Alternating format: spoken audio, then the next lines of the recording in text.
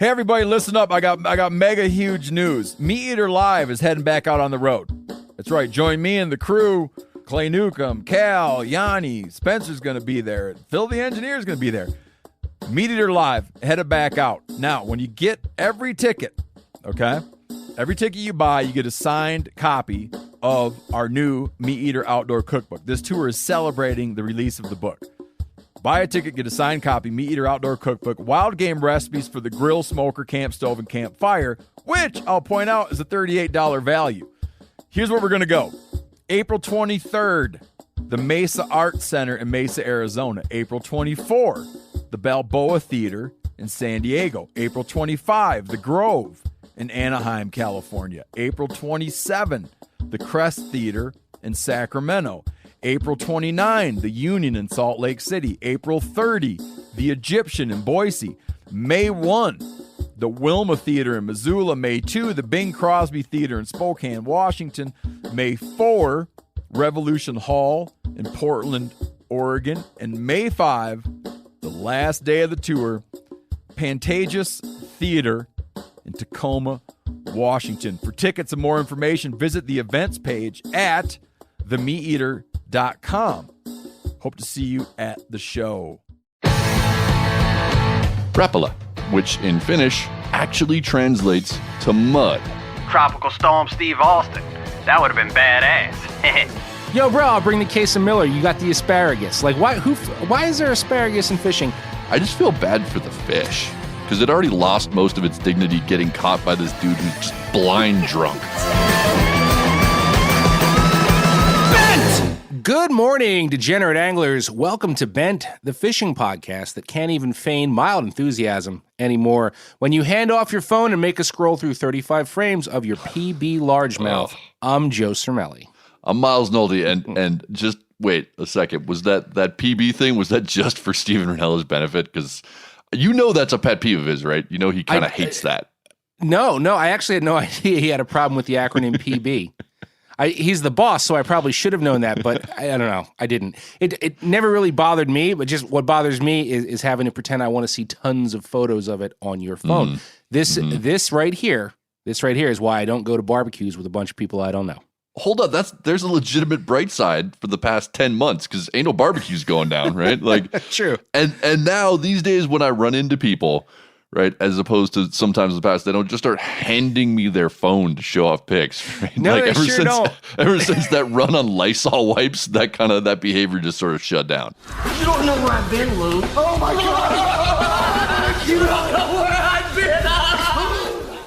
I'm not trying to be a dick. Like I'm not, but I don't totally get it either.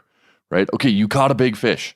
I'm honestly happy for you. Like, legitimately, I'm happy for you. Mm-hmm. But unless the photos that you're showing me, like, unless they're super unique in some way, or you're using them to illustrate a point in a really good story that you're telling me, I just don't care. I don't. I'm sorry. Okay. Listen, before I retort with a steaming cup of counter-argument on what you're saying right now, just a quick friendly reminder that the Bent Podcast is fueled by Black Rifle Coffee. If you like coffee and fishing, head on over to blackriflecoffee.com/MeatEater to sign up for their coffee subscription service. Then use the code MeatEater at checkout to take 20% off your order. Plug done. Back to your little rant here. Mm-hmm. Are you hating on grip and grins in general, or just when people show them to you uninvited? I'm confused. I guess it's a little of both, if I'm being honest, all right? Like, I have a complicated relationship with grip and grins, right? And it's changed. It has changed over time. At this moment in time, I can't believe I'm about to say this. I kind of think about them the same way I think about dick pics, all right? Oh. I have no problem. I have no problem with people taking all the grip and grins they want for themselves or loved ones or posterity or whatever. Could you superimpose the word dick pic in that statement? Like, you have no problem how many dick pics you take for yourself? Yes, this is all intentional. And if someone asks to see your grip and grins, then by all means, share. But, like, I think maybe we need to rethink this practice of just showing our grip and grins to people who have expressed no desire to see them. That's what I think. Yeah, but what you define at the end there is social media. And we know you don't like social media. And while I don't want to like be subjected to random phone scrolling, I don't know. I feel beholden to social media to some degree. Yeah. Yeah. And okay, look, you're right. I don't love social media. But here's where your analogy breaks down for me, right? Because social media it's voluntary. I can unfollow you if I find your gripping and grinning like too egregious, or better yet, I can choose not to go on social media at all, right? You're right. But I also, man, I think you're kind of not being realistic about this, because just because you don't love hero shots, it doesn't really change the fact that big fish turn heads, right? Yeah. Like our business is kind of about turning heads with big fish at times, right? So I get tired of both looking at and taking grip and grins, but like it's that or a close up, neither of which are original. And the grip and grins get way more attention. And look, so I get annoyed with it too. I get annoyed with myself because I pose the exact same way in every grip and grin, whether it's shot by someone else or via the camera timer. And I hate myself for it. And I want to be creative and do something different. But after all these years, like my muscle memory goes right to rifle pose. I just go there. Pow, pow, pow, pow, pow. Totally. I just come up shooting. You do it. Yeah. And that's my problem. But my point is that you're not being realistic, and you're also forgetting about captains and guides, which is ironic considering you were once both of those. We can't overlook that, and they make money showing grip and grins, dude. Like they do have more value than dick pics, in my opinion. Though maybe someone makes money off those too. I don't know. So yeah, all right, yeah, okay. Look, the dick pic analogy, maybe it's a little flawed. Maybe I went too far with that. Slightly. I'll give you that. And man, like just to clear this up, I take and I post grip and grins. Okay, like I do understand that. My gripe is. My gripe really, I think, lies in the handing off the phone deal that we were talking about, like the being forced to see it. But to your point, like, let me get back to your point on guides and captains. I struggle with that when I was guiding. Like, I actually hated grip and grins way more when I was a guide, I think, than I do now, because I feel like they set people up for disappointment, right? Like, all anyone sees on social media or anywhere in fishing media at all, really, are these just huge, giant fish. And so they show up. They show up to their day of guided fishing, and their expectations are dictated by Instagram accounts instead of reality. And let's just be honest. If you think your first day of trout fishing for the season is going to look like the Fly Lords page, you're setting yourself up for disappointment. And it just makes for a terrible trip for the guide, for the client, for anybody. Look, all right, I'm going to get off my soapbox and be done with this. I think we've reached some sort of conclusion. Maybe I don't know. I don't know, but I think we need to move on to the fishing report. And this particular contributor does not care at all about this debate. He isn't posting anything to promote himself because his guiding business is not what you would call legal. That is correct. You won't see pics of down the road Darren anywhere. I mean, hell, we just bleeped his last name. He's so under the radar. Okay, yes. Because he's got warrants out or something. But we're still going to kick it over to our favorite South Louisiana Black Ops charter captain who's trying to keep himself moving forward despite the seemingly endless strings of hurricanes this season. Hey, y'all, it's Down the Road Darren with the South Louisiana Fishing Report. Holy Mary, Mother of God, was that a hellacious hurricane season. We had so many storms, they went through the whole alphabet with names and started picking some kind of weird Greek-sounding names. They should have named them after the WWF wrestlers like Hurricane Hulk Hogan and Tropical Storm Steve Austin. That would have been badass. My damn trailer got all torn up during Hurricane Zeta last month, so I'm currently shacked up in a tent in my ex-old lady Chantel's backyard. It's a less than ideal situation, but it's got its perks. Sometimes I come home with a case of Bush Heavies, and if I give her a few, she lets me use her microwave to warm up a can of ravioli. Anyways, the hurricanes did mess some things up, but the fishing is better than ever. The speckled trout are gorging themselves on shrimp right now, and if you can find a good falling tide, you can catch a nice mess of fish. Head down to Four Horse Lake when the tide's ripping and toss some plastics anywhere you see a bayou emptying into the lake. The trout will be stacked up. It's gonna be a boat parade, so try to stay a 2-cast distance away from other boats. Some people got no respect these days and they come up right next to you.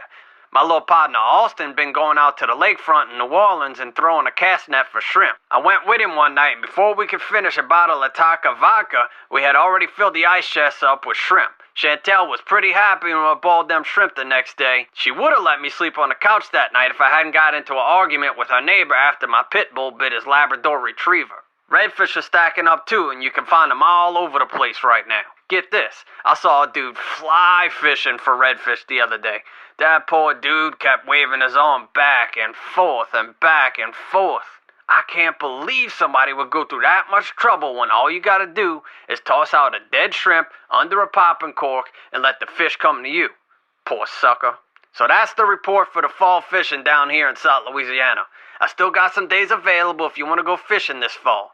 The damn mayor in New Orleans canceled Mardi Gras this year due to the phony coronavirus, and I normally make a lot of money that time of year. So I gotta book as many under-the-table charter trips as I can. I'm trying to get my mama a new dryer for Christmas, and I may or may not have promised my boy Joey Campo I'd buy his jet ski. Anyways, I'll see y'all next time. Holla at me. So listen, all our stupid BSing aside, South Louisiana and much of the Gulf Coast is really coming out of what was a brutal, brutal hurricane season. Yeah. And while we know that's just kind of the way of life down there, life in the cone, as they say, people are dealing with some serious shit and trying to put the pieces back together. And I think it's just a good time, a good jumping off point to remind you guys that now is the perfect time to book a fishing trip. If you've been down there, you know the fishing is outstanding. It's so good. I mean, you've spent more time there than I have, but it's amazing. And even for those of you who aren't traveling right now, which I know a lot of you aren't, this is a great opportunity to put down a deposit with a quality captain, and you can use that when you are traveling again, right? It'll really help out some folks who are scrambling, and it will give you something to look forward to, which is also beneficial. Absolutely. And we get hit up all the time by listeners looking for captain recommendations, and we're always happy to help in that arena. So if you need a recommendation for a captain or guide in that area, hit us up. We'll be happy to point you in the right direction. I've spent so much time down there. I miss it dearly, and my heart really does break for all my buds down that way after this cane season. Likewise. Yeah. And since we're talking about traveling to fish, I feel like it's a good time to jump on over to Fin Clips, the segment where we tell you everything you never wanted to know about fish you may or may not have heard of. And this week, Joe's diving into the details on a mythical whitefish that only lives in the far north. Sheefish have been called the tarpon of the north, not only because they jump and pull like tarpon, but because they kind of look like them too. They've got dime-sized bright silver scales and a strong extended lower jaw that when unhinged can suck up prey with a forceful vacuum, just like those poons. But tarpon are kind of sort of big-ass herring. Sheefish, on the other hand, are members of the whitefish family. Matter of fact, they're the biggest member of the whitefish family in North America, and I have been enamored with them since I was 6 years old. That was the year someone gave me a North American Fishing Club book all about the freshwater species in, you guessed it, North America, because that's kind of their thing.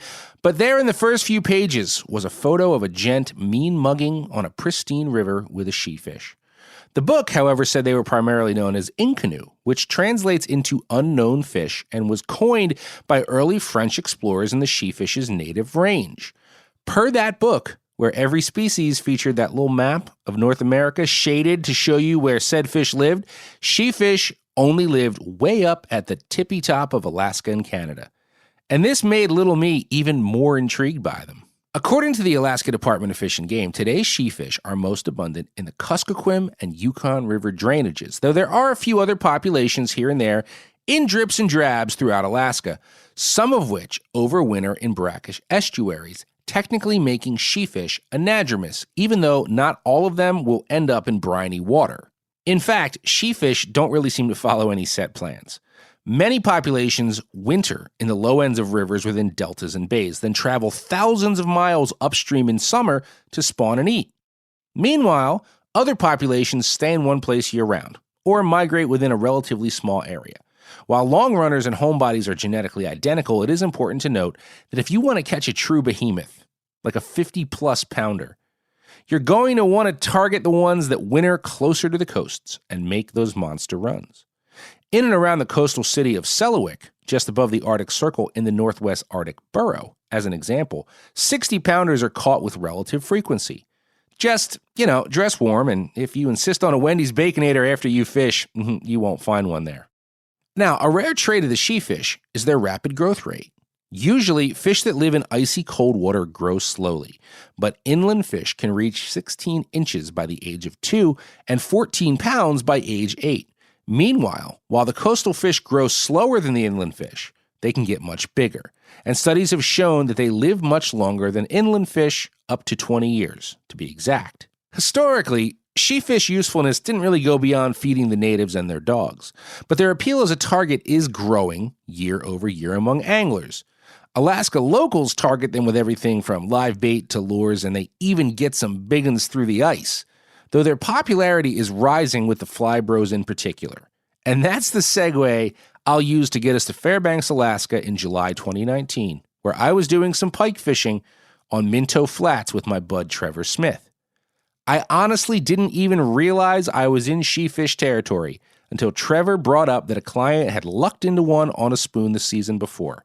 He'd been guiding the area for a few years, and it was the only one he'd ever seen. And I lit up, but was quickly extinguished when Trevor told me they were ghosts, man. Wanderers. Very hard to pattern. Here in one spot one day and gone the next. Yet the next day, while fishing a confluence of two creeks, I about shit my pants when what I thought was a big pike rolled over and revealed those silvery sheefish flanks. Trevor shit his pants. My friend John Fraser, who was along for the ride, shit his pants. And with soiled trousers, we all reveled in disbelief at our amazing fortune. We went 2 for 5 on sheefish over 40 inches, all on the fly, in that same spot during the next hour. And the next day, just as Trevor predicted, the ravenous school was gone. It was a fleeting glimpse, but still, it allowed me to finally close that chapter of the North American Fishing Club book I'd been drooling over for 31 years. I am legitimately jealous that you've got a sheefish. Yeah, for real, you are. man. Like, I'll also say you definitely deserve that one more than I do, because I have not been dreaming about them since I was 6. I don't know how. Like, that's amazing. I don't think I even realized they existed till I was in my 20s. But still, they just look like such a cool fish. I hope I get to catch one day. Oh, dude, super cool and very strong. And it's if anybody here fishes in the southeast, it's a very snook-like eat. And the water, well, they've got like snook-like looking mouths, don't they? They do. People call them tarpon of the north. I see the similarities there in looks for sure. But if you really look at their head, I thought it was very snook-like jaw structure, right? And the water where we were fishing, where this creek came in, was murky. And you could just barely track your fly a few inches under the surface, and these things would ghost up out of the murk and just suck it in and go ballistic. And I have no wall space left in my tiny home office, which is the only room in the house that is allowed to have fish mounts hanging in it. But if I did, my God, like that, I'd commission a new wood carving or replica. So badass. Oh, so jealous. You've clearly bested me this week in terms of life fishing goals. I'll give you that. But let's see if I can make up some ground. Maybe even the score a little bit in fish news. Fish news! That escalated quickly. All right, let's do a little housekeeping here, shall we, before we throw down the news gauntlet. We don't have much for you this week other than a holiday message of sorts. And that is to say, we know Christmas is next Friday, but Ben doesn't have off for Christmas. So, no, in case you were wondering, yes, we will be dropping a show next week. Matter of fact, we're calling it something along the lines of the Bent Christmas Extravaganza Special Spectacular. Something like that. We haven't quite figured it out yet. But it's spectacularly special, for sure. Yes, 100%. Move over Bing Crosby and the 24-hour Yule log on TV. Make way for this bullshit. But look, we did have a ton of fun putting it together. And listen, while we don't expect everyone to tune in on Christmas Day, because, it's Christmas Day, just letting you guys know it's coming. And if you catch it later after Christmas, perhaps it'll extend the good tidings for you or something like that. To steal a line from Scrooged, you'll love it. Attaboy. Couldn't help myself. Couldn't help myself there. All right, my housekeeping this week is also kind of Christmassy, but it's it is simultaneously a bit of shameless self-promotion. And that's not something I'm usually comfortable doing. But there's a chance you might still need a Christmas gift. And if you order like right now, it might actually get delivered in time. Like right now. Yeah. There's a chance you might get it in time. The powers that be have asked me to inform you of a book title that is now available at the Meat Eater website and nowhere else. This is not a new book. In fact, it's more than a decade old, but it's one that I have a soft spot for because I wrote it. The book is called The Alaska Chronicles, an unwashed look at life, work, and fly fishing. And if you've ever wondered what it's actually like to work as a fishing guide at a remote wilderness camp, this book will answer all your questions. And if you're thinking about becoming one, don't read the book. Yeah, no. Or definitely do read the book. Like, dude, the truth is the narrative in that is so honest that I had to change all the names of everybody in the book and obscure the location.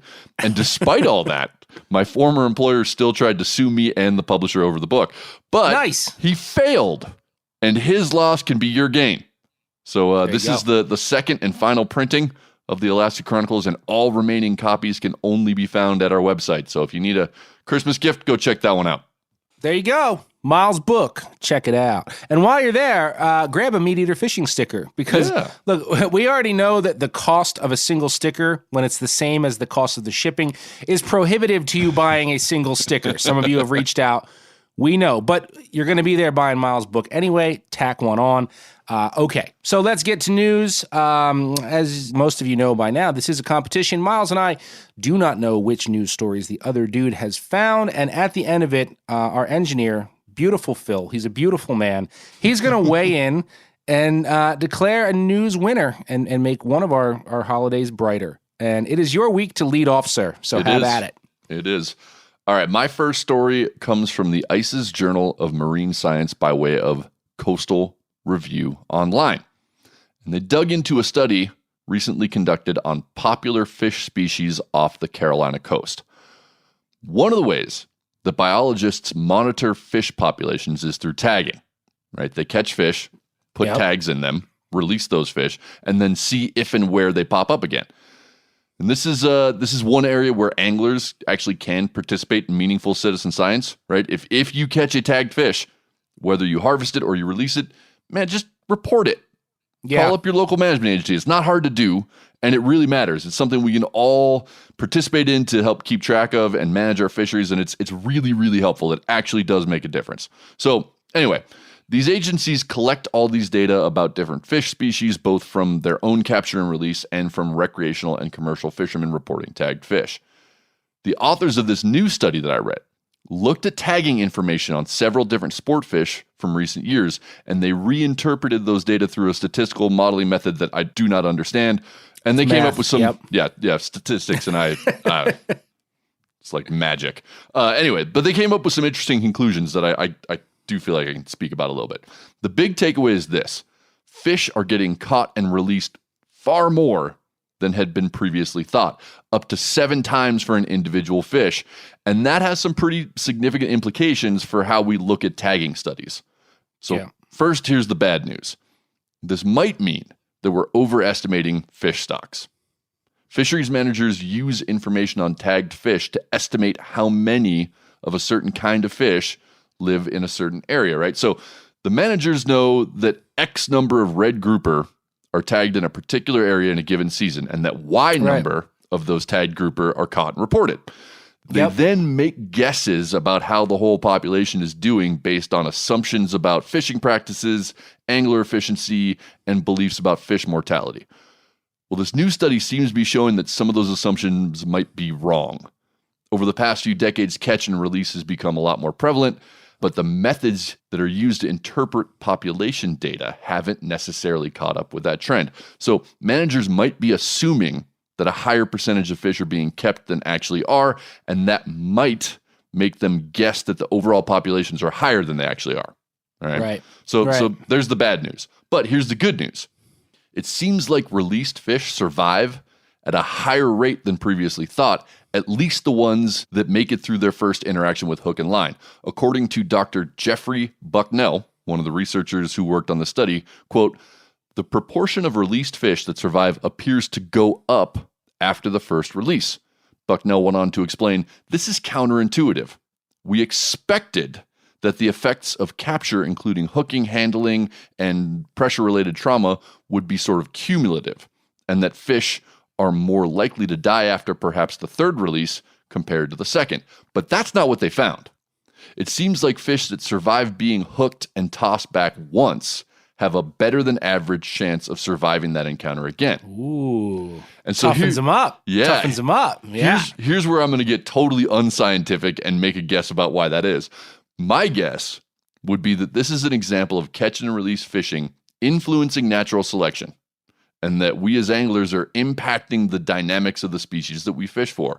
The individuals that are not fit enough or adapted well enough to survive catch and release fishing are dying the first time they get caught, and the ones that can handle that trauma are surviving and going on to get caught again, as well as maybe passing those traits on to future generations. So we might be pushing natural selection to favor fish that can survive catch and release over and over again.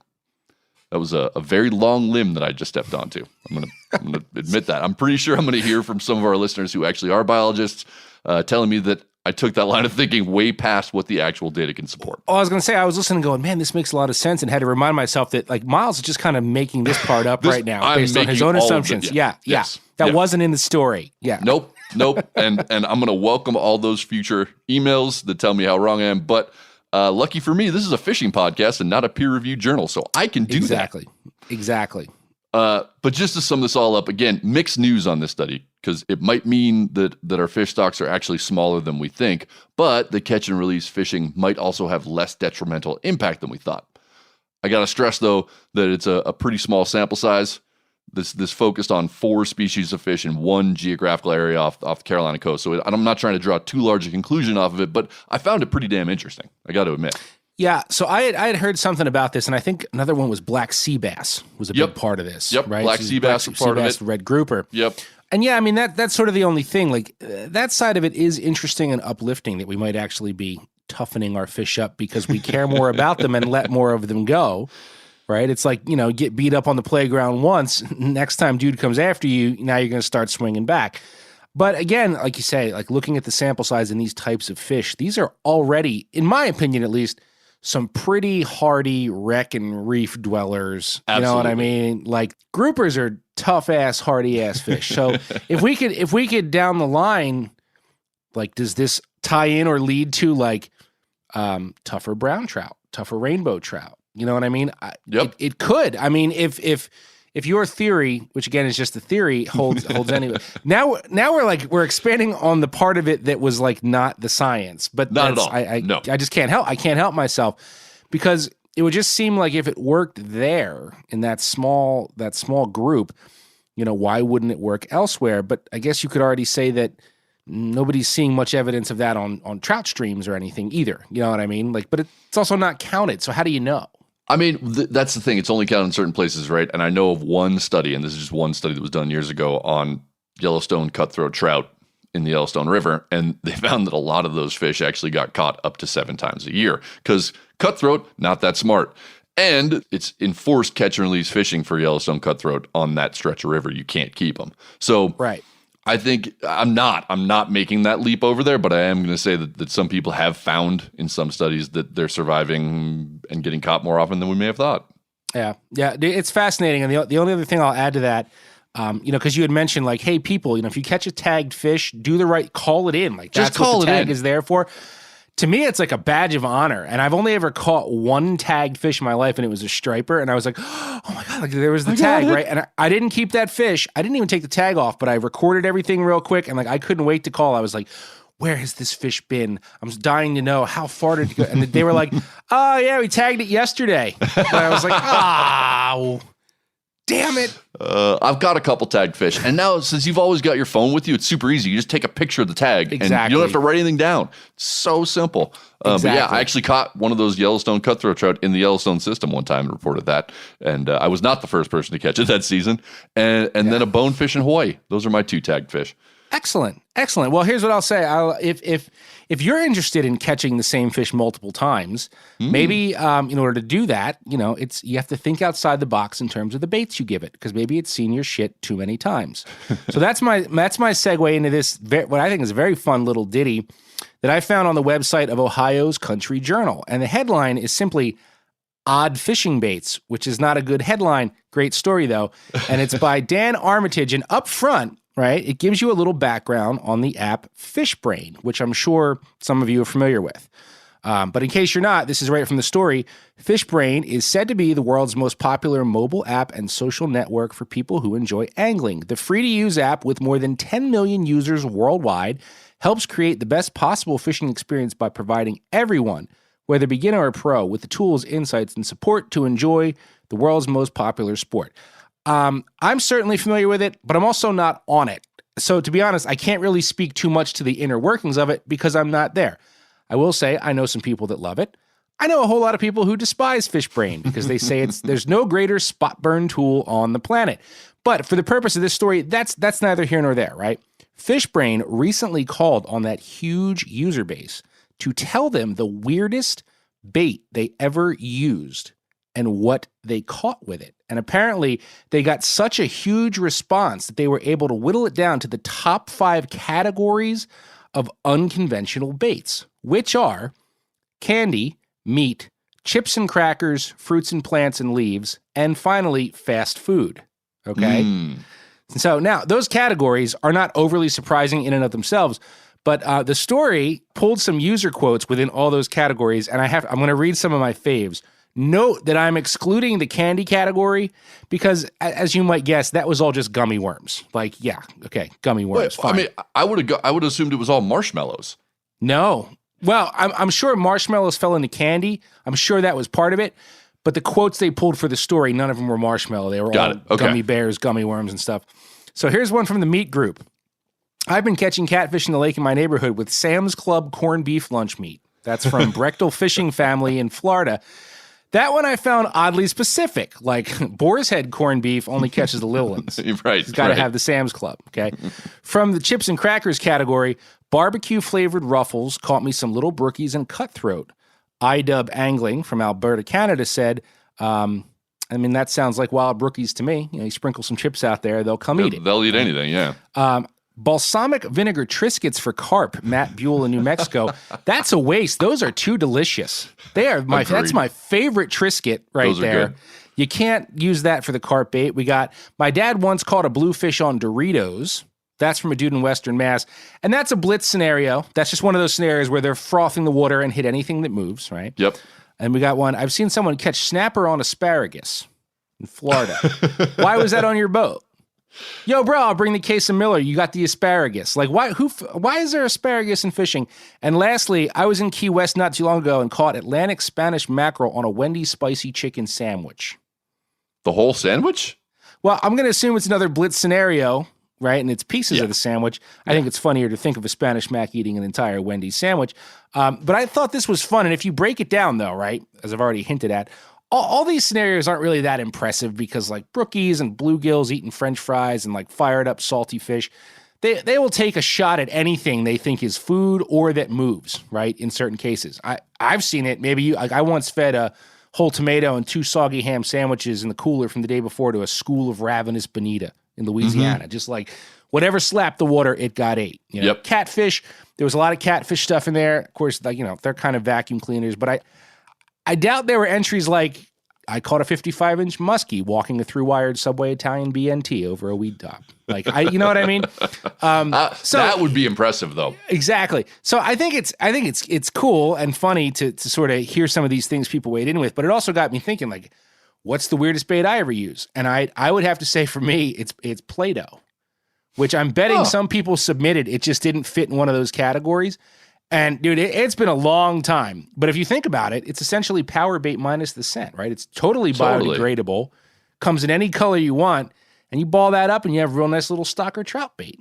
And I can't say that it outfished real eggs or power bait, but it did work. So that would be my contribution to weirdest bait. What do you got? Man, I don't have a really weird one off the top of my head. The catfish one made me think when I was a kid, we used to fish a lake for channel cats, and we would use beef heart because it was cheap, right? Right. Beef heart was way cheaper. The lunch meat's expensive. Like, you can get beef heart for next to nothing. So definitely used a lot of that. And I remember one time, much later in life, I was on a fishing trip at this beautiful trout stream in the middle of this gorgeous area in Argentina, of all places, that I got lucky enough to go to. But it got hit pretty hard. Right. And we were getting our teeth kicked in. We caught a handful of fish, but we didn't hardly catch anything. And we're just finishing up lunch at the spot, and the guide's like, hey, watch this. And he starts frisbeeing out chunks of bread into the current, and these giant trout just start boiling everywhere. And I could not convince those fish to eat anything I threw at them. But man, you whip a chunk of bread out there and get a good dead drift, and they would nail it. Oh man, did that ruin the experience a little bit? Bit. You had to look at those fish differently after that. A little bit, yeah. Man. It kind of messed things up for him. But I had a great time. It was still a lot of fun, but it was also pretty frustrating. I'll just say before you move on, if anybody else out there has used some really weird bait shit, hit us up. I'd love to hear about it. Absolutely. We'll shout you out. So. Hey everybody, listen up. I got mega huge news. Meat Eater Live is heading back out on the road. That's right. Join me and the crew. Clay Newcomb, Cal, Yanni, Spencer's going to be there. Phil the engineer's going to be there. Meat Eater Live headed back out. Now, when you get every ticket, okay? Every ticket you buy, you get a signed copy of our new Meat Eater Outdoor Cookbook. This tour is celebrating the release of the book. Buy a ticket, get a signed copy, Meat Eater Outdoor Cookbook, wild game recipes for the grill, smoker, camp stove, and campfire, which I'll point out is a $38 value. Here's where we're going to go. April 23rd, the Mesa Art Center in Mesa, Arizona. April 24, the Balboa Theater in San Diego. April 25, the Grove in Anaheim, California. April 27, the Crest Theater in Sacramento. April 29, the Union in Salt Lake City. April 30, the Egyptian in Boise. May 1, the Wilma Theater in Missoula. May 2, the Bing Crosby Theater in Spokane, Washington. May 4, Revolution Hall in Portland, Oregon. And May 5, the last day of the tour, Pantages Theater in Tacoma, Washington. For tickets and more information, visit the events page at themeateater.com. Hope to see you at the show. I mean, I guess the only connection I have from that story to mine, things that don't belong in places where they end up, is as close as I'm going to get. Wasn't that a Sesame Street segment? One of these things just doesn't belong here. I thought it was one of these things is way out of place, not like the other. We can do some counting too. Yeah. One terrible story. All right. My next story was spurred by an email we got from listener Catherine Williamson. She caught my attention, but also kind of bummed me out. She wrote, I was walking back to my car and taking a fishing break. I stopped at a little dock, a favorite and popular fishing spot, when something on the far bank caught my eye. At first, I thought I was seeing a dead branch hanging from a tree. When I looked closer, I realized 1, it was an owl hanging by its wing, and 2, it was alive. Ooh. Yeah. So the owl was entangled in fishing line that was attached to a crankbait that someone had broken off in said tree. But Catherine, being the person that she is, clearly was upset and went out there and tried to free the owl, and she couldn't get it out on her own. She just wasn't tall enough. I don't exactly know, but she couldn't get it out. So I love this part. She marched into a nearby subdivision and just started enlisting the help of strangers. Like, hey, come on, we gotta help this owl, which is fantastic. With the help of a few other people, they eventually freed the eastern screech owl, and they called animal control. Sadly, there's no happy ending here. The owl's wing was badly broken, and it had to be euthanized. Now, Catherine sent us this story, hoping we would get the word out about fishing line left in trees being problematic for birds. Now, this is a sad story, but one dead owl does not a problem make, right? Yeah. The thing is, I've actually seen this myself more than once. It seems like just about every year when I'm floating some of the rivers around here during high water, I come across a bird or two that got wrapped up in fishing line that's attached to a busted off rig that's in the willows, And it's sort of a dramatic scene, right? You see their lifeless bodies skipping on the surface in the current. And it's kind of a bummer. Yep. And especially when it's a western tanager, which I have seen, and it's one of the prettiest birds around, and they're always in those willows that time of year, right? So they're susceptible to it. Yeah. But still, again, anecdotal, not necessarily tragic or indicative of any kind of a large scale problem.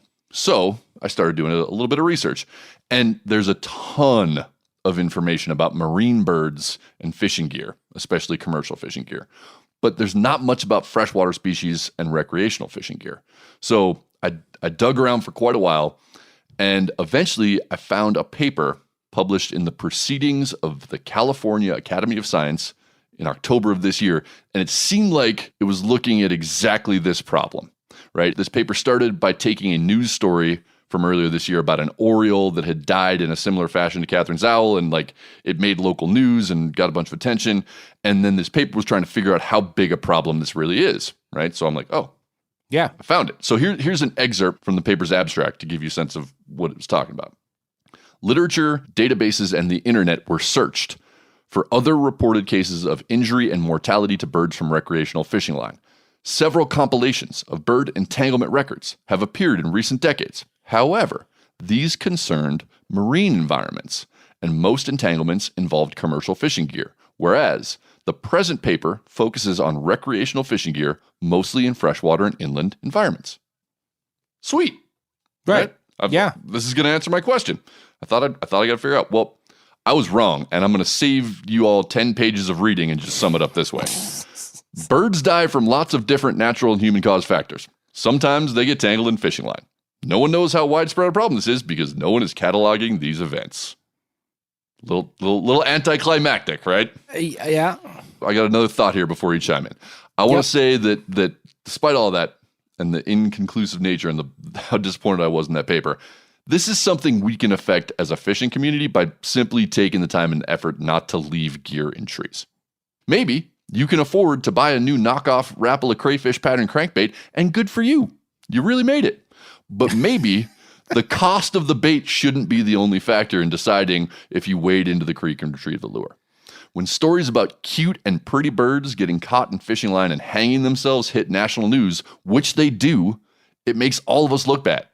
And it paints fishing in an unnecessarily destructive light, regardless of how widespread this problem actually is. And I'm going to close with one more quick personal story. Years ago, I was guiding a couple, and they were just trying to figure out if fishing was something they were going to do. Like, they weren't into it yet, but they were thinking about it. They were fishing curious. Right. Midway through the day, we saw a red-winged blackbird fluttering erratically way up in the top of this Russian olive tree, and we went over to check it out. The bird was tangled in some leader that was attached to a big white streamer. I climbed the tree, and I freed the bird, which flew away strongly, I think was okay, and I retrieved the lure. Those clients went on to fish with me for a decade. Like, they got into it after that. And I'm not saying that was why, but it definitely, they had a very positive experience that first shot, and they never forgot freeing that bird. Additionally, I later went on to catch a 2-foot brown trout on that exact same streamer that I had plucked from the tree. And so my point is, karma. Take the time to pull the gear out of the trees, whether it's yours or not. You might save a bird, you might save fishing from bad press, and you might score a sweet new lure. So just go ahead and do it. Yeah, I mean, you basically hit on it. Birds aside, like, we shouldn't have to tell you just to pick up your shit and don't leave anything out there for any reason. And I can honestly say, man, I have never encountered a bird wrapped in fishing line anywhere, but it is interesting to me because, like, a stock image of East Coast fishing in many places is like a power line just wrapped in fishing line. You know what I mean? Like, that's like a stock. Like, it's just, there are places that I fish now, that I've fished recently, where, you know, we're out there in a boat, but you have guys that hit it on the bank, and I mean, we could just go tree to tree to tree, and we do, and we get all kinds of free new lures and things like that. So I'm very cognizant of that. I try to leave nothing in trees, nothing behind. You know, the only time it gets you is when you're fishing on shore, casting across a river or something you can't cross. It sort of is what it is. You know, I've just never seen it, but I'm sure birds out here get wrapped up probably more often than birds out there, because there's just a shitload more line in trees. And I'm not talking about some 7X. I'm talking about like 40-pound snagging mono. You know what I mean? So, yeah, but, again, man, I don't have a definitive answer on how often this happens. It happens enough that I've seen it. It happens enough that it hits national news from time to time. Are there cases where you're not going to be able to get it back? Yeah, of course. Far side of the river, or if you're in really swift current in a boat and you can't stop, like, I get it. It happens. I'm not demonizing anybody who's ever done this before. I'm just saying, like, if you can, make the effort, try and get it out. And if you see one that isn't yours that you can get, go get it. It's pretty simple. Or also, maybe learn how to cast better. Like, how many people have you seen, like, overthrow on 8 casts in a row? It's like, dude, your depth perception is that shitty. Like, it can't be that shitty. Anyway, we'll go from saving birds to saving striped bass, but not without issue. And this one hits close to home, but I think this is a good one because it drums up some debate. And this is, I'm pulling my info here from the website of the Fisherman magazine, East Coast Mag. I've been reading that since I was a little kid. And from the story, I'll just jump right in here. Approved in October 2019, the change to the Atlantic Striped Bass Interstate Fishery Management Plan, otherwise known as the FMP, implemented coast-wide harvest reductions put in place in 2020, while also requiring the mandatory use of circle hooks when fishing with bait to reduce release mortality in recreational striped bass fisheries. And says, as per this fisheries management plan, states are required to implement circle hook requirements by January 1, 2021. Okay, now, I'm going to guess that I know how you feel about this, having talked to you about circle hooks, but maybe I'm wrong. Well, yeah, I'm going to tell you how I feel. Don't you worry. I trust that. But look, this is big news here, right? And to be clear, this is not a Jersey story. This is not a Massachusetts story. Every Atlantic state that has coastal, that's coastal, like the water touches the state, you know what I'm saying, that has a striped bass fishery, this applies to. This is a big deal, man. Oh, yeah, totally. And while at the surface, right, it seems like an automatic win. And many anglers feel that it certainly is, and this is very long overdue, but it's also kind of ruffling some feathers. So now personally, I'll get into my thoughts here. I do actually think this is a good thing, but the way I'd put it as it pertains to my striper fishing is I'll be able to work around its caveats, I think. And that'll make more sense as I continue, because the reality with this is it's just not as cut and dry as it seems on paper. And that's because natural baits play a much bigger role in striper fishing than simply putting a chunk or an eel or a live mullet on a single hook and casting it out. Like it's real easy to think of it in terms of a piece of bait or a live bait on a hook, and out it goes. So this whole circle hooks deal was up for final debate this fall. And to give you an idea of what I mean, some states asked for exemptions for certain lures and methods. One of the more notable was tube and worm. Maine asked for that to be exempt, and that's where you use these long rubber tubes with a treble hook on the back end, and that treble hook is tipped with a sandworm or bloodworm. And yeah, it's an old school method, been around a long time, and it catches a lot of stripers. Massachusetts asked that it not apply to anyone fishing on for-hire vessels. But ultimately, all of this was shot down, right? And this is from the story in The Fisherman. No exemptions were made for gear type or user group, and therefore this regulation includes shorebound private boat and anglers on board for-hire vessels coast-wide. With no gear, and this is where things get sticky, with no gear type exemptions allowed, the new circle hook requirement in place for 2021 includes but is not limited to such angling techniques as tube and worm, eelskin rigs, rigged eels, the addition of a pork rind, squid, etc. to a bucktail jig, and all other scenarios where a natural bait is added to an artificial lure when targeting striped bass. That's huge. Right? So this is what I was talking about when I said I can work around it. Personally, yes, tipping a bucktail with pork rinds or bait strips, very common method here, right? But I'm not going to freak out personally about only being able to tip a bucktail with a soft plastic, right? Again, just me. Not speaking for every striper angler on the coast. I don't troll, tube and worm, doesn't affect me. I don't fish rigged eels. I can live without it. But I also fully understand why this would drive other dudes to madness. Like if those are your go-to, depending on where you are on the coast, and that's what you rely on to catch your fish, I get it. But here's where it gets personal, okay? This is the interesting one. I'm dying to hear what you have to say about this.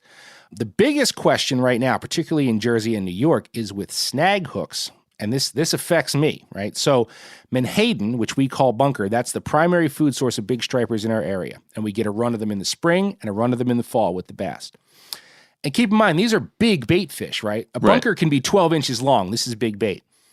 And one of the most common ways to use them is a method we call snag and drop. So you got all the bunker out there in a school.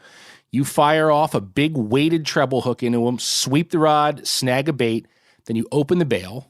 And now because that treble hook's weighted, your bunker just falls right below the school, acting all wounded and shit. And the stripers just eat it, right? And, to outsiders, it might sound a little barbaric, but it's super common here. Every shop sells snag rigs, highly effective. But here's my dilemma. I don't really snag and drop. And I never liked it for multiple reasons. One being, I'm just not always looking for meat in the box when I striper fish. So I don't want a striper to inhale a giant treble hook. Mm-hmm. But even more so, I've always been really particular about where a hook is in my bunker. Mm-hmm. And when you snag, you don't know. Is it in the tail? Is it in the gills? Will it be dead in a minute? So while I snag, I zip the bait back in, send it back out on a single hook pinned right behind the dorsal fin. And that's just because I believe bass eat head first most of the time, and the hook pulls out of that soft meat real easy. Now, if you're not snagging bunker, right, you've got to cast net them, which is a whole other headache and not always very easy. And point blank, dude, I can't throw a cast net. That's something I never learned. I didn't grow up in Florida. So much harder than it looks. Exactly, right? So I never learned how to do that. But now, right, technically, even though I am only snagging for the purpose of getting bait. Can't do it. Well, wait.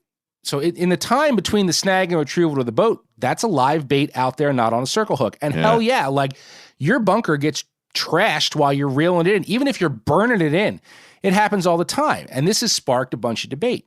But you said now you can't. We don't know, right? Snag and drop is like the outlier that has not really been addressed. Is snag and drop out? Can I snag but not drop? And as far as I'm aware, what I can find, there is no official answer yet. But, all other local methods aside, for many guys like me, dude, if you ban bunker snagging altogether, short of really dialing in my cast net game, which also, then you also have to find bunker in a cast nettable scenario, right? Which In doesn't shallow always enough present water. itself. Yeah, right. Short of all that, if it goes away, I can't really live bunker fish anymore, which is a really exciting way to fish. As live bait fishing goes, that's a big ass bait, and you feel the tail beat pick up and they get wet. It's fun as shit.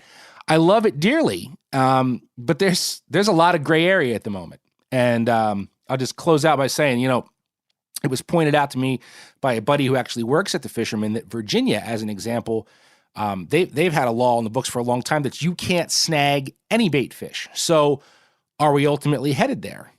Don't know, maybe. But there's haziness for sure, even though the big picture should be good. But as you hinted to earlier, there's also a lot of guys throwing out the whole circle hooks, gut hook more stripers than J hooks, which is, it's a whole other debate. Yeah, we don't have time to get into the circle versus J hook debate. You took this in a different direction. Man, I don't feel like I know enough to make an informed statement on any of this, except to say, anytime you start trying to put in regulations like this, you're going to wind up having issues like the one you're talking about, right? The whole idea behind them saying no exemptions was to clear up gray area. And yet, gray area remains. And so I think I would say that I do not envy the folks trying to manage that fishery at all, because what a terrible, thankless job that is. Yep. And also, I don't know that I could come up with a better solution, right? I think that taking away the exemptions was smart, because otherwise it would be an even bigger nightmare. Yep. But you still wind up with these very specific cases that have to be figured out. Yeah, and that's the problem. It has to blanket everything, but there's these little sort of pain in the ass things that you can't really overlook. Years ago, billfish tournaments, they said if you're using natural bait like ballyhoo, you had to use circle hooks. Right, and I remember this. A certain way. Yeah. And if I'm not mistaken, that went away because guys were just I appreciate what you're doing, but we can't hook the billfish that way. You're not going to make a bucktail with a circle hook on it. No, you're not. So that's what I mean. It works with a bait, live or dead, on a hook, cast out by itself. But there's so many other things that involve natural bait. We'll see what happens. Time will tell. Yep. And I hope you'll give us a report back once once you get through that season, into next year, see how it's going. But in the meantime, we're going to hear from our all-knowing and all-powerful Phil the engineer about who has emerged victorious this week. And after that, we're going to head out onto the ice and relive a rather awkward moment involving a pike, a couple dudes, and an unnecessary piece of equipment. For giving me a new and exciting use for the 17 jars of rock-hard Play-Doh in my closet, Joe Cermelli, you're the winner this week. I am also holding a survey on social media, so please visit my Instagram stories and let me know which snacks will make the least amount of mess in my bed sheets while I binge The Queen's Gambit on Netflix this Sunday. Why don't you take a picture? It'll last longer. This week's awkward moment in angling comes to us from listener Mike Mancini. And Mike actually sent a couple photos, but one of them is not of himself, it's of his wife, and we're not totally sure that she gave her permission for him to send that and for us to roast it. So, dude, I'm glad you brought that up, because in fairness, when we started this segment, we were like, if you have whacked out pictures of your friends, send them along too. Yeah. Actually, ask them first. Yeah, make because sure. That's like legal shit or something that we didn't think about when we said it. So we're not lawyers. We're definitely not lawyers. But even though we're not using that other image, Mike, we do appreciate you sending it because we like options. Their options are good. Totally. It is always good to have variety. In case you missed it, that's kind of our shtick here on Bet. It's a variety show. Whether you love or hate it, it'll be over in a minute and we'll be on to something else. Anyway, we chose this image for a few reasons. First, it's an ice fishing shot. And since we're heading into ice season, at least maybe, depending on that, I keep hearing a lot about this La Nina thing this year. Yeah. Put away your mittens, bust out your shorts, New Jersey. We're trying to make sure that the hardwater crowd is adequately represented, because even though I think it's fair to say Miles and I aren't like ice masters, we've spent plenty of time huddled over a hole on a frozen lake. I've been known to run full bore for the close flags, at least, and maybe on occasion crack a beer out there. So yeah. I've definitely done that. I have. I will say this, though, and I've said it before, but I'm going to say it again. I think ice fishing is just often and too often portrayed as an excuse to drink. Agreed. And Agreed. I keep bringing this up because I thought that before I started ice fishing. I was like, dude, that's just a reason to go drink whiskey in a shanty and pretend like you're doing something. But I was wrong. And there's actually a lot to it. Ice fishing can be pretty technical, and I think if you're hammered, you're probably not going to be fishing that well. You probably won't do all that well. Yeah. No, I agree. But hold on, though, because Mike's photo actually might suggest otherwise, to the contrary of everything you just said. Because the second reason we picked this one is that Mike's holding a legitimately good fish, man. He is. That's a solid pike. That is a healthy pike. It is. It's a respectable pike, or at least it looks pretty respectable, but it's kind of hard to tell with all the hands covering up the body. Because here's the other thing. Here's where we go on a different track. Mike isn't the only one in this photo. He's not. He's not. He's got company. In fact, let me just set this up. So there's Mike on the ice. He's holding his nice fish. It's pretty normal, really. But then you see Mike's buddy shoulder to shoulder with him, also holding his fish. And it's a nice pike, like we said, but we're not talking about, this is like a 300-pound sturgeon that he's holding up. This requires no support from a buddy. No, exactly. He's capable of holding it on his own.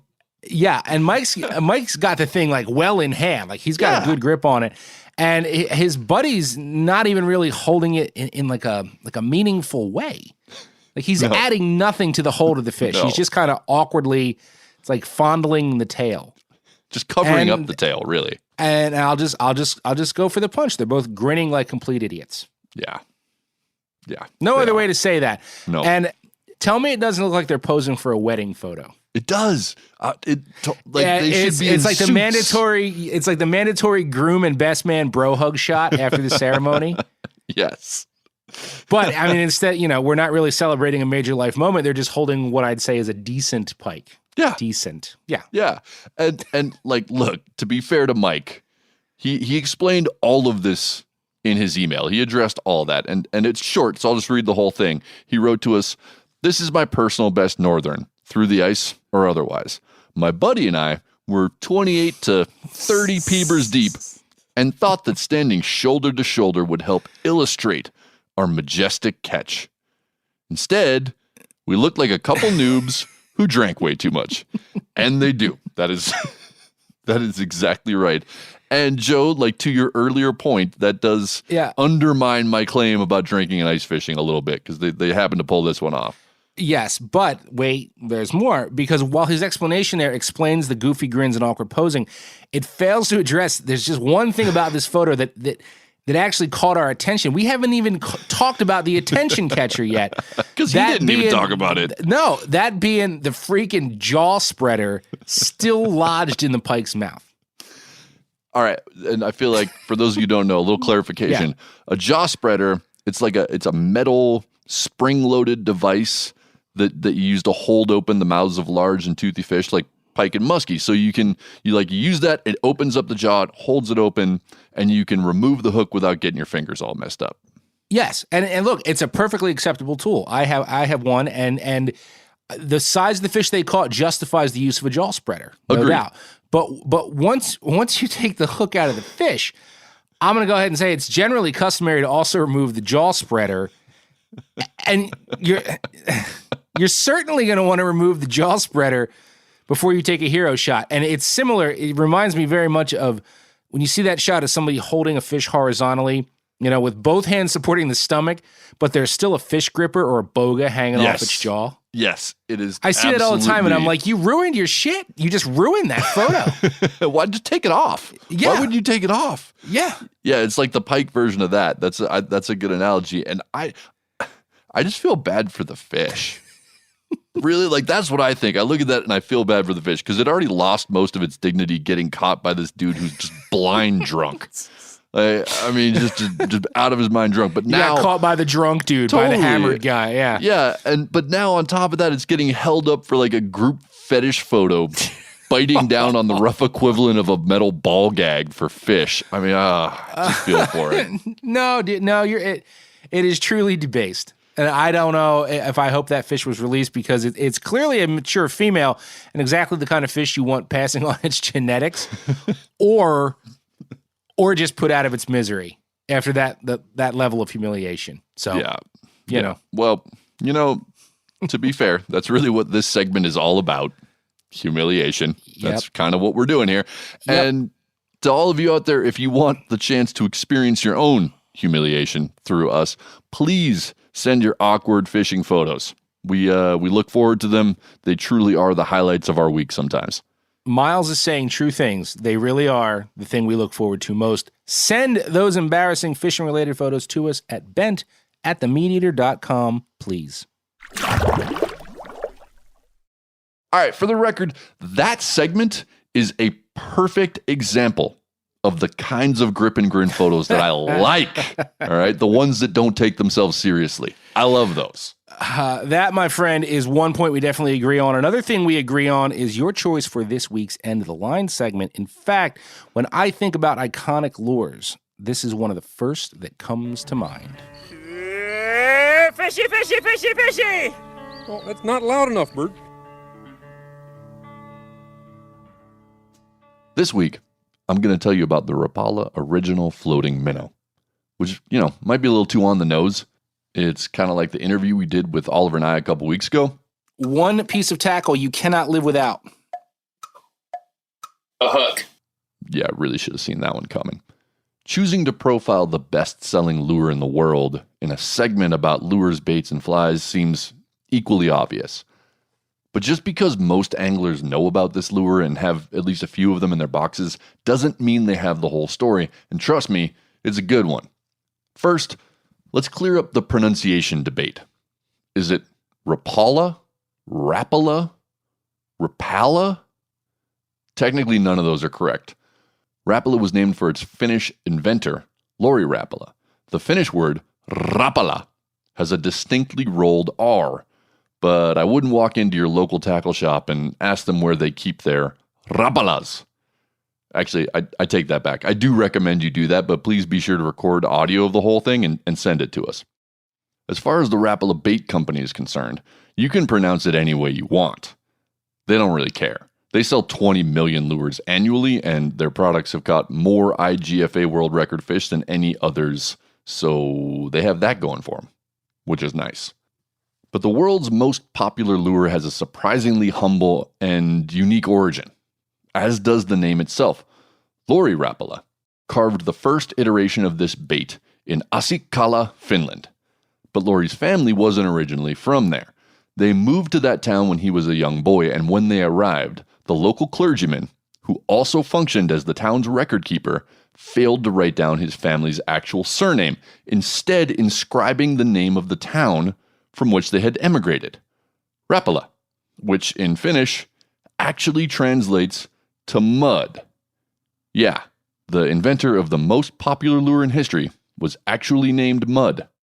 As a young man, Lori was uneducated but enterprising. During the winter, he worked as a lumberjack, and in the summer, he worked as a farmhand and commercial fisherman on nearby Lake Payana. He harvested whitefish, pike, and perch, but trout were the real prize. 3 big trout would earn him more money than 2 weeks' pay at a local factory.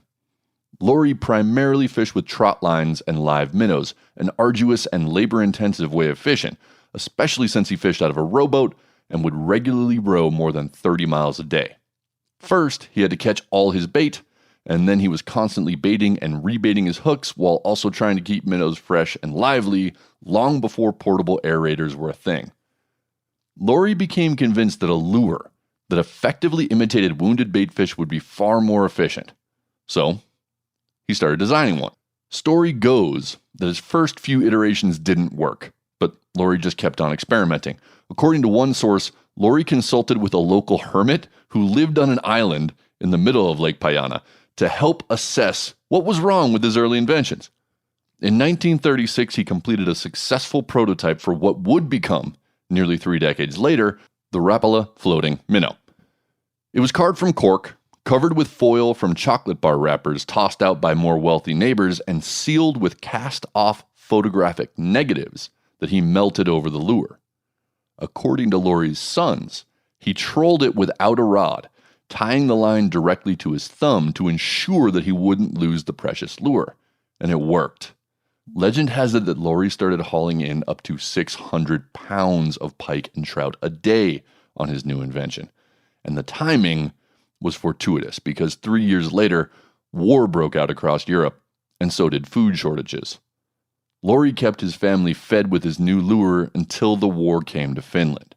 Then, Lori left the fishing to his sons while he went off to defend his homeland. He fought in the Second World War for 6 years before returning to fishing and lure making. In the post-war boom of economic prosperity that boosted much of the West, interest in recreational fishing began to grow. Anglers who came to fish Lake Payana from around Europe heard about Lori's amazing lures and began buying them off of him. Lori's sons started apprenticing under their father, learning to carve and craft perfect imitations of his invention. One of Lori's daughters, meanwhile, set to work designing and writing promotional copy and boxes to help sell the lures, and also keeping records to ensure that the family got paid, because unlike her father, she had been able to attend school. The younger generation of Rapalas transformed their father's idea for maximizing his commercial harvest into a recreational fishing business, utilizing mechanization and turning his hand-carved blueprint into a scaled production. Lori, meanwhile, maintained exacting standards for their products and insisted that every single lure be water-tested to ensure it had the perfect wobbling action before being sold. In 1952, the Winter Olympics were held in Helsinki. Several American competitors were introduced to the Rapala lure and brought some back with them to the U.S.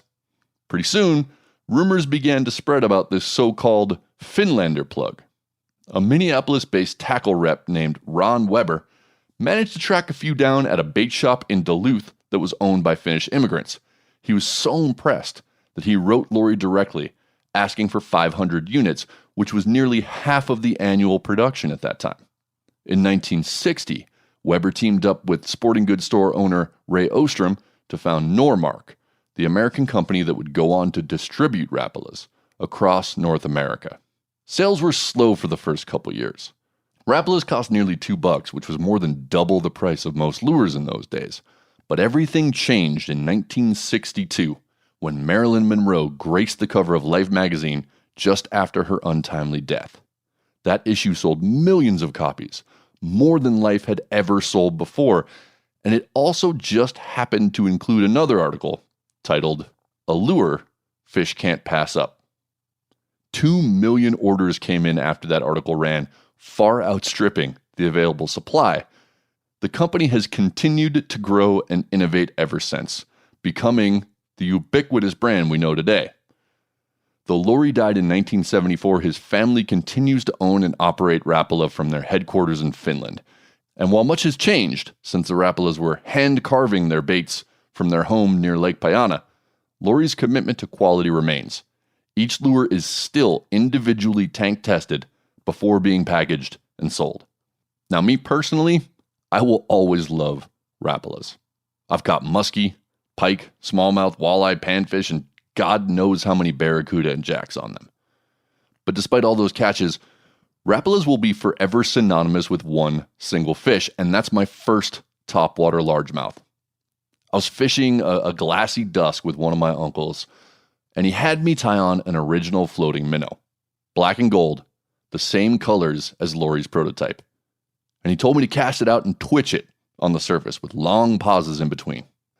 The colossal splashing mayhem that followed may have helped set the trajectory of my entire life.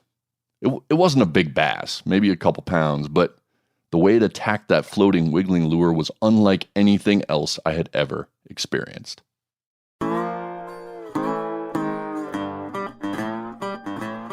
All right, if you were bidding on the auction items found in this week's abandoned storage unit, you'd have to choose between naming hurricanes after WWE wrestlers, what you can get when you cross a mountain whitefish with a tarpon, why jaw spreaders are not popular in the BDSM community, and the best use you've ever heard for the foil wrapper off a chocolate bar.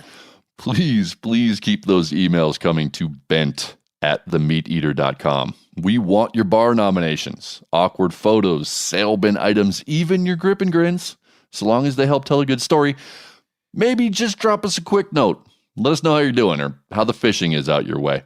We appreciate hearing from each and every one of you, and even though we're not perfect, we do try to respond to as many emails and messages as we can. It's true. It's like a little productive procrastination that I can do when I'm putting off real work, like trying to write podcast segments. True. Reading those emails is a great way to not do actual work. Whatever it is you're doing this week to avoid your real job, we hope it involves fishing.